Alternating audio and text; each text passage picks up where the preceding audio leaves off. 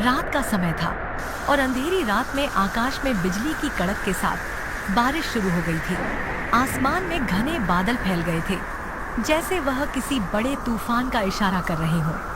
अचानक तेज बारिश ने सब कुछ भीग दिया और हवा में ठंडक घुल गई। बिजली की चमक से अंधेरे में थोड़ी रोशनी फैलने लगी, जैसे धरती और आकाश का मिलन हो रहा हो।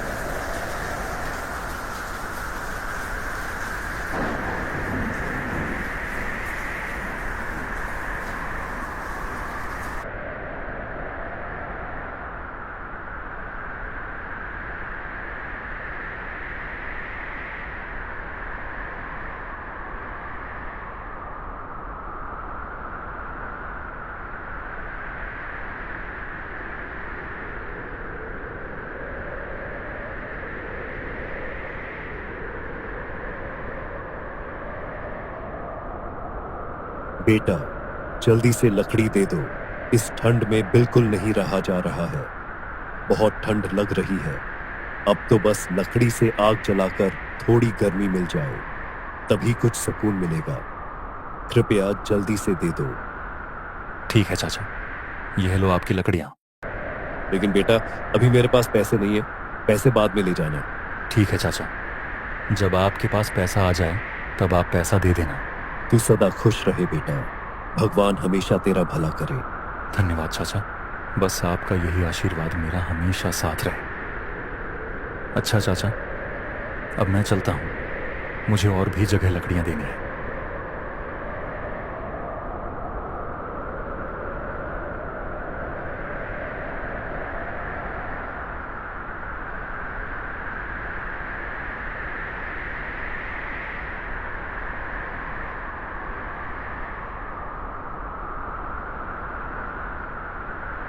अरे वो केधर चाचा, केधर चाचा, मैं आपके लिए लकड़ियां लाया हूं, आप जल्दी से बाहर आ जाइए। शिबू, आज मुझे थोड़ी ज्यादा लकड़ियां चाहिए, क्योंकि आज लकड़ियां की मुझे बहुत जरूरत है। ठंड बहुत बढ़ गई है और इनसे मुझे गर्मी चाहिए, इसलिए जितनी जल्दी हो सके थोड़ी और लकड़ियां दे दो। ठीक है चाचा, यह लो आपकी लकड़ियां। अच्छा ठीक है बेटा, ये लो इसके पैसे। और सुनो, कल थोड़ी ज्यादा लकड़ियां चाहिए, क्योंकि मैंने सुना है कि इस साल बड़ी ही भयंकर ठंडी आने वाली है। चारों तरफ कोहरा मचने लगा है, तापमान काफी गिर सकता है, इसलिए हमें पहले से तैयार रहना होगा, ताकि जब सर्दी बढ़े तो हम बिना किसी परेशानी के उसे झेल सके। बेहतर है कि अभी से लकड़ियां जुटा लो, ताकि ठंड के मौसम में कोई दिक्कत न हो। ठीक है चाचा, आप चिंता मत कीजिए, मैं आपके लिए जरूर लकड़ियां ले आऊंगा। सारी लकड़ियां बेचने के बाद शिबू अपना घर की ओर जाने लगता है। तभी रास्ते में बहुत भयंकर हवाएं चलने लगती हैं। हे भगवान, अब मैं क्या करूं? हवा तो बहुत तेज हो गई है और मुझे जल्दी घर पहुंचना है। अगर मुझे ठंड लग गई तो बीमार पड़ जाऊंगा। कुछ समझ में नहीं आ रहा। इस मौसम में घर तक पहुंचने में भी डर लग रहा है। भगवान से प्रार्थना है कि जल्द घर पहुंच जाऊं और कोई परेशानी ना हो। हे भगवान, ये अब तक कहाँ रह गए हैं? इतनी तेज हवाएं चल रही हैं और ठंड भी बढ़ गई है, जैसे सर्दी ने पूरी तरह से अपना असर दिखाना शुरू कर दिया हो। आंधी और सर्दी दोनों मिलकर जैसे एक अजीब सा माहौल बना रहे हैं। हवा का शोर और सर्दी का एहसास दिल में एक अजीब सी बेचैनी पैदा कर रहे हैं, जैसे कुछ बड़ा होने वाला हो।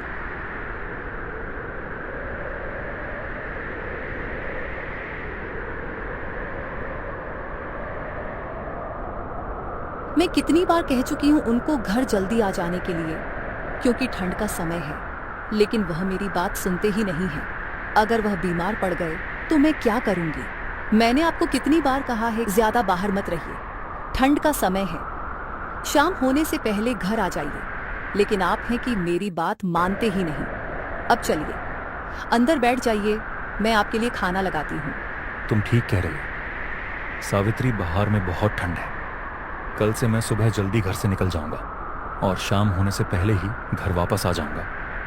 इस ठंड में बाहर रहना मुश्किल हो जाता है, लेकिन मुझे काम भी पूरा करना है। तुम अपना ख्याल रखना, गर्म कपड़े पहनना और सुरक्षित रहना।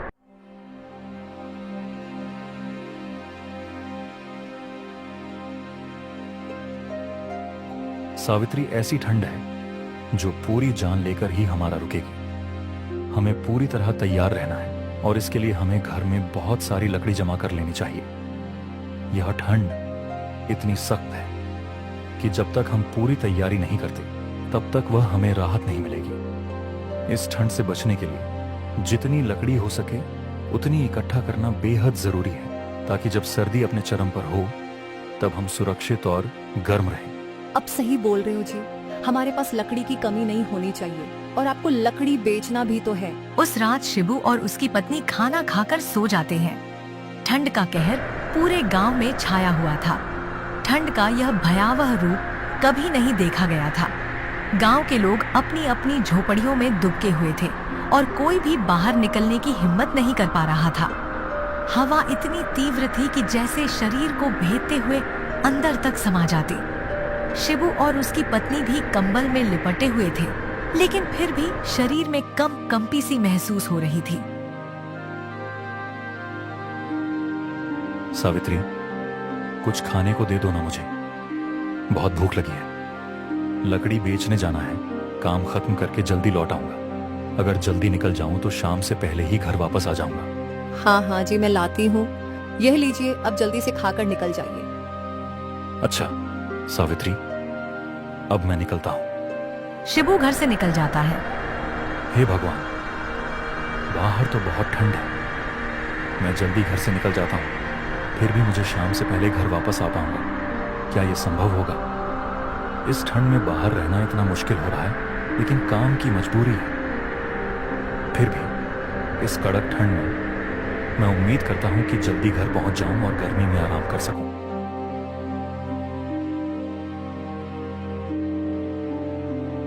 आज गांव में पूरी तरह से घना कोहरा छाया हुआ था।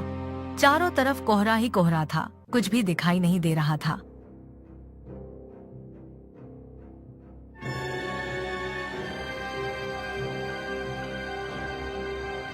बेटा, लकड़ियां लेने जा रहे हो? सुनो, इस साल बहुत भयंकर ठंड पड़ने वाली है। मौसम विभाग का कहना है कि इस बार ठंड का एक अलग ही रूप देखने को मिलेगा। हाँ भाई, हमें पहले से ही तैयार रहना चाहिए। और सुना है कि बारिश की संभावना भी है। ऐसे में अगर हम पहले से तैयार नहीं हुए तो मुश्किल हो सकती है। इसीलिए जरूरी है कि हम खुद को हर हालात के लिए तैयार रखें, ताकि किसी भी स्थिति में हम सही तरीके से निपट सकें। मौसम का पता तो चलता नहीं, लेकिन एहतियात बरतना हमेशा सही होता है।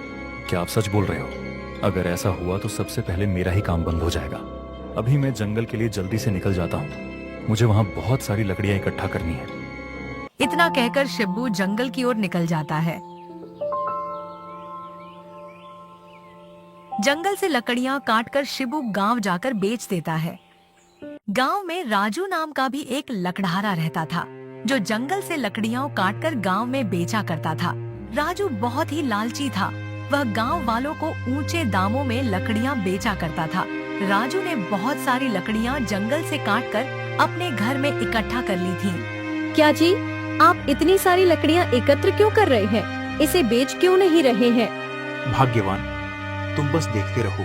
कुछ ही दिनों में गांव में भयंकर बारिश होने वाली है। उस समय गांव की सारी लकड़ियां गीली हो जाएंगी। बस इस मौके का फायदा हमें उठाना है। मैं लकड़ियों को ऊंचे दाम पर बेचूंगा। जी, आप मेरी बात मानिए, ऐसा करना सही नहीं होगा। इस तरह के कदम से न केवल समस्या बढ़ सकती है, बल्कि इसके दूरगामी परिणाम भी नकारात्मक हो सकते हैं। हमें हमेशा समझदारी से और सही दिशा में सोचकर ही फैसले लेने चाहिए। भाग्यवान तुम, चिंता मत करो, तुम बस देखते जाओ। वही शिबू दूसरी तरफ गांव-गांव में लकड़ियां बेचकर घर आ जाता है। रात का समय था और अंधेरी रात में आकाश में बिजली की कड़क के साथ बारिश शुरू हो गई थी। आसमान में घने बादल फैल गए थे, जैसे वह किसी बड़े तूफान का इशारा कर रहे हों। अचानक तेज बारिश ने सब कुछ भीग दिया और हवा में ठंडक घुल गई। बिजली की चमक से अंधेरे में थोड़ी रोशनी फैलने लगी, जैसे धरती और आकाश का मिलन हो रहा हो।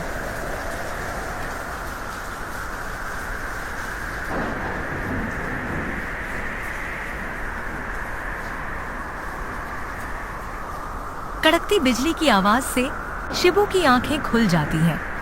और उसने दरवाजे के पास जाकर देखता है। हे भगवान, ये तो बहुत जोरदार बारिश हो रही है। आज ही गांव के लोग बातें कर रहे थे कि गांव में कड़कड़ाती ठंड पड़ेगी और भयंकर बारिश भी होगी, पर इतनी जल्दी बारिश हो जाएगी ये मैंने तो सोचा भी नहीं था। अब क्या होगा?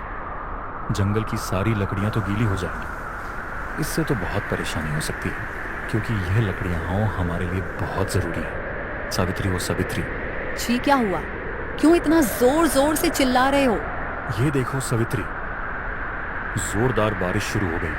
हाँ, बहुत जोरदार बारिश हो रही है। अचानक ऐसी बारिश कैसे हो गई? इतनी तेज बारिश तो कभी नहीं हुई, और हवा भी कितनी तेज चल रही है। चलिए हम अंदर वाले कमरे में चलते हैं। अगर हम यहाँ ज्यादा देर तक रहे तो ठंड से बीमार पड़ जाएंगे। अब क्या होगा? जंगल की सारी लकड़ियां तो गीली हो जाएंगी। हाँ जी, ये तो है, लेकिन हम क्या कर सकते हैं? सुबह तक देखते हैं। अगर ये बारिश बंद हो गई तो हमें ज्यादा परेशान होने की कोई जरूरत नहीं है, क्योंकि ठंड का ये पहला बारिश है। लकड़ियां अगले दिन तक सूख जाएंगी। ऐसा सोचकर वह दोनों सो जाते हैं। पूरी रात बारिश होती रही। बिजली की गड़गड़ाहट की आवाज सुबह तक सुनाई देती रही। बारिश रुकने का नाम ही नहीं ले रही थी। आकाश में कभी तेज चमकती बिजली ने जैसे आसमान को जगमगा दिया हो। बारिश की बूंदें जैसे रात को और भी सर्द बना रही थी। सावित्री, देख रही हो, सुबह हो गई लेकिन बारिश अभी तक बंद नहीं हुई। अगर ये बारिश बंद नहीं हुई तो मैं लकड़ियां कैसे बेचूंगा? बारिश रात से हो रही है। पूरा गांव बारिश में भीगा हुआ है। ठंडी हवाएं भी तेजी से चल रही हैं और मौसम कुछ बहुत ही खास सा हो गया है। ऐसे में चलिए अंदर वाले कमरे में चलते हैं, जहां आराम और गर्मी का एहसास होगा। बारिश की आवाज और ठंडी हवा के बीच ये जगह हमें सुकून और आराम दे सकती है। दोनों आग जलाकर वहां बैठ जाते हैं। आग की गर्माहट से कमरा थोड़ी गर्म हुआ, लेकिन बारिश की वजह से ठंड और भी बढ़ चुकी थी। लगातार हो रही बारिश ने गांव वालों को परेशानी में डाल दिया था। बारिश का सिलसिला कभी भी थमता हुआ नहीं दिखा। शिबू और उसका पत्नी आग के पास और भी करीब हो जाते हैं, ताकि गर्माहट से थोड़ी राहत मिल सके। हे भगवान, अब हम क्या करेंगे? बस ये आखिरी लकड़ियां ही बची थीं, और अब तो वो भी खत्म हो चुकी है। और तो और बारिश भी रुकने का नाम नहीं ले रही है। सावित्री ने भगवान से प्रार्थना की और भगवान ने सावित्री की बात सुन ली और बारिश बंद हो गई। सावित्री, लगता है भगवान ने तुम्हारी बात सुन ली। बारिश भी रुक गई है। हाँ, बारिश तो बंद हो गई, लेकिन लकड़ियां तो फिर भी नहीं ला पाएंगे। जंगल की लकड़ियां गीली हो गई होंगी। वहीं दूसरी तरफ राजू को जिस मौके की तलाश थी वह आ चुका था। राजू अपना लकड़ी लेकर गांव के तरफ निकल जाता है।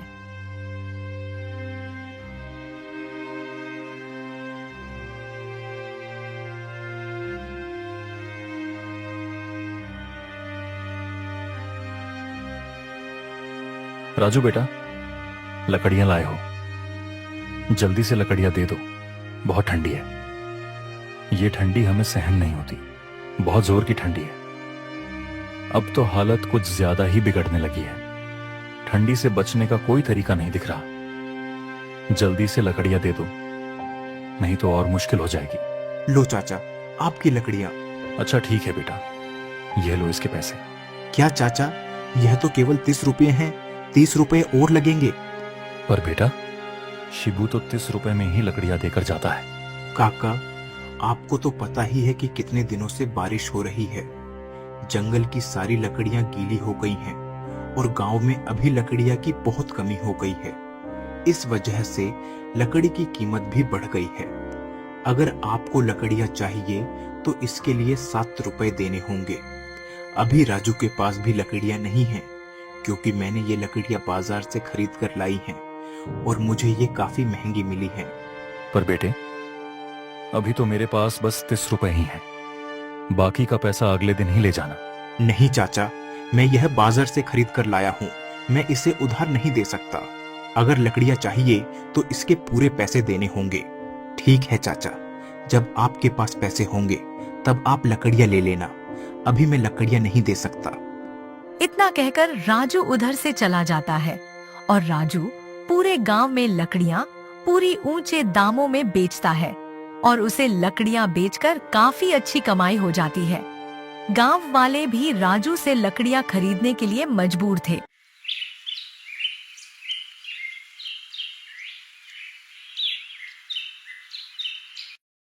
आज शिबू के घर में राशन भी खत्म हो चुका था। सुनिए ना जी, घर में अभी कुछ भी नहीं बचा है, बस थोड़ी सी चावल और दाल बची है। आज एक वक्त का तो हो जाएगा, लेकिन कल से हम क्या करेंगे? कल कुछ ना कुछ व्यवस्था कर लेंगे, तुम चिंता मत करो। सावित्री जाकर खाना बनाने लगती है और वह दोनों खाने के लिए बैठ जाते हैं। दोनों खाने ही वाले थे कि तभी दरवाजे पर एक आवाज आती है। बेटा, कोई है क्या जो इस गरीब की मदद करे? आवाज सुनकर शिबू और उसकी पत्नी बाहर आ जाते हैं। उन्होंने देखा कि ठंड में एक बुढ़िया बाहर खड़ी थी और मदद की गुहार लगा रही थी। अम्मा, आप इतनी ठंड में बाहर क्या कर रही हैं? बेटा, मैं पिछले 2 दिन से भूखी हूँ। मैंने कुछ भी नहीं खाया है। बहुत कमजोरी महसूस हो रही है। मेरी हालत इतनी खराब हो गई है कि मुझे लग रहा है मैं कुछ खाए बिना नहीं रह पाऊंगी। कृपया मुझे कुछ खाने को दे दो, वरना भूख के मारे मैं मर जाऊंगी। ठीक है अम्मा, आप अंदर आइए। शिबू और उसकी पत्नी जो खाना खा रहे थे वह खाना उस बूढ़ी अम्मा को दे देते हैं। बूढ़ी अम्मा खाना चुपचाप खाती हैं और थोड़ी देर बाद बोलती हैं। बेटा, बहुत ठंड लग रही है और शरीर में कंपी हो रही है।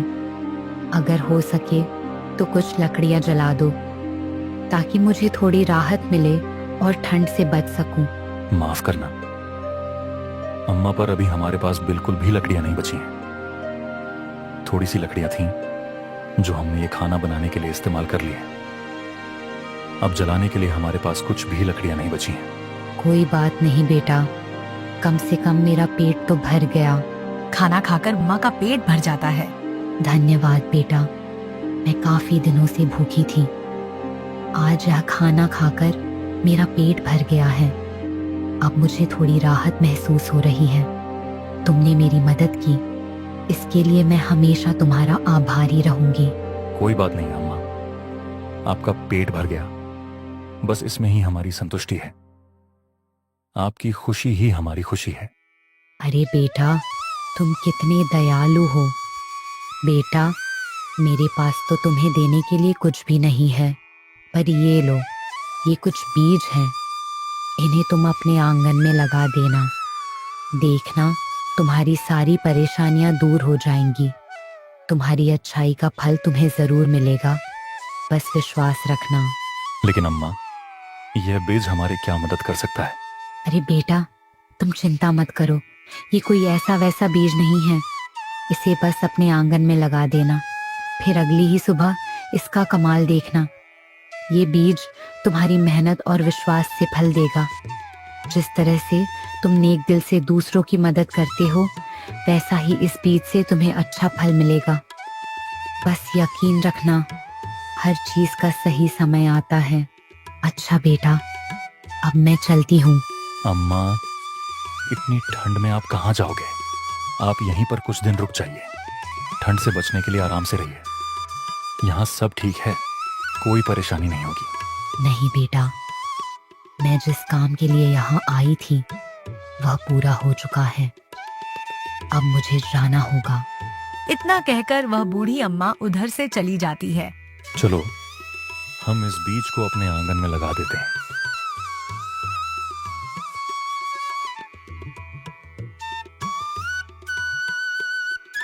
शिबू और उसकी पत्नी उस बीज को अपने आंगन में लगा देते हैं। जब सुबह हो जाती है, शिबू की पत्नी उठ जाती है और बाहर आकर जो देखती है वह देखकर हैरान हो जाती है। सुनिए ना जी, शिबू अपनी पत्नी पर बुलाने से आ जाता है और शिबू जो देखता है वह भी पूरी तरह हैरान हो जाता है। शिबू और उसकी पत्नी द्वारा लगाया गया बीज अब पेड़ में बदल चुका था। उसे देखकर शिबू और उसकी पत्नी बहुत खुश हो जाते हैं। अरे, ये तो सच में एक जादुई पेड़ है। सवित्री, अब हमें लकड़ियों की बिल्कुल भी कमी नहीं होगी। वह बूढ़ी अम्मा हमारे लिए यहाँ भगवान के रूप में आई थी। भगवान, आपका लाख लाख धन्यवाद। अब हम एक काम करते हैं, इस पेड़ को हम जल्दी से काट लेते हैं। लकड़ी काटकर शिबू गांव के ओर निकल जाता है।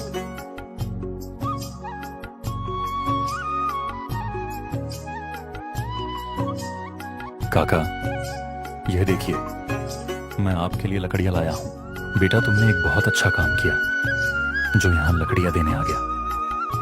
काफी दिनों से ठंड से परेशान था, जलाने के लिए एक भी लकड़ी नहीं बची थी और राजू भी लकड़ियां देने नहीं आ रहा था। जब मैंने उससे लकड़ियां मांगी तो उसने देने से इनकार कर दिया। काका, अब आपको चिंता करने की कोई जरूरत नहीं है। मैं हर रोज आपके पास लकड़ियां देने आ जाऊंगा। आप आराम से रहें, सब कुछ ठीक रहेगा। मैं हमेशा आपके साथ हूं, जब भी जरूरत पड़ेगी मैं हाजिर रहूंगा। लेकिन शिबू बेटा, तुम्हारे पास यह लकड़ियां कहां से आई? काफी दिनों से तो सूरज निकल नहीं रहा, पूरा गांव पानी में भीग चुका है और जंगल की सारी लकड़ियां भी भीग चुकी हैं। फिर भी तुम ये सूखी लकड़ियां कहां से लाए? काका, आप बस ये समझ लीजिए कि ये भगवान का दिन है। अच्छा काका, अब मैं चलता हूँ, मुझे गांव में और भी लोगों को लकड़ियां देनी है। इतना कहकर शिबू आगे बढ़ जाता है, लेकिन सब कुछ होते हुए राजू चुपचाप देख रहा था। फिर सच्चाई का पता लगाने के लिए राजू ने शिबू का पीछा किया।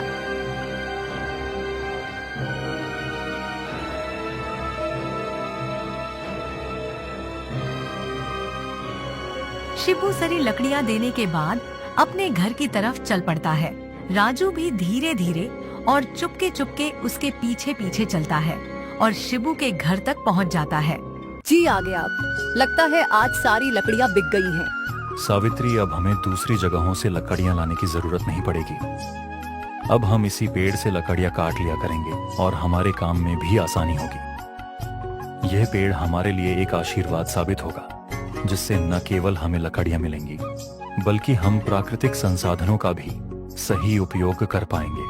हाँ जी, भला हो उस बूढ़ी अम्मा का जिन्होंने हमारी सारी परेशानियां दूर कर दी। इस पेड़ की लकड़ियां तो कभी खत्म ही नहीं होंगी। अब हम इन लकड़ी को बेचकर अपनी आगे की जिंदगी अच्छे से गुजारेंगे। अच्छा, तो यह जादुई पेड़ है। क्यों ना मैं भी समय से इस पेड़ से अपना फायदा निकलवा लूं। ऐसा सोचकर राजू वहाँ से चला जाता है। रात के समय राजू शिबू के घर के पास आ जाता है और शिबू के पेड़ को काटने लगता है। फिर वह उस पेड़ को अपने घर ले जाता है।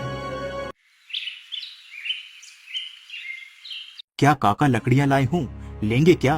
राजू, अब मैं तुमसे कभी लकड़ियां नहीं लूंगा। अब मुझे तुम्हारी कोई लकड़ियां नहीं चाहिए। अब मैं लकड़ियां शिबू बेटे से ही लूंगा। तुम यहाँ से जा सकते हो। राजू गांव के और भी लोगों के पास जाता है और अपनी लकड़ियां बेचने की कोशिश करता है, लेकिन कोई भी उसे लकड़ियां खरीदने को तैयार नहीं होता। इसका कारण यह था कि मजबूरी के समय में राजू ने उन लोगों का खूब फायदा उठाया था। वह काफी महंगे दामों पर लकड़ियां बेचकर गांव वालों से अच्छा मुनाफा कमा चुका था। राजू दुखी मन से अपने घर की ओर चला आता है। अब राजू को सबक मिल चुका था। दोस्तों, आपको यह कहानी कैसी लगी? अगर आपको यह पसंद आई हो तो कृपया कमेंट बॉक्स में बताएं कि आपको किस तरह की कहानियां पसंद है। हम आपकी पसंद की कहानी जरूर बनाएंगे। धन्यवाद।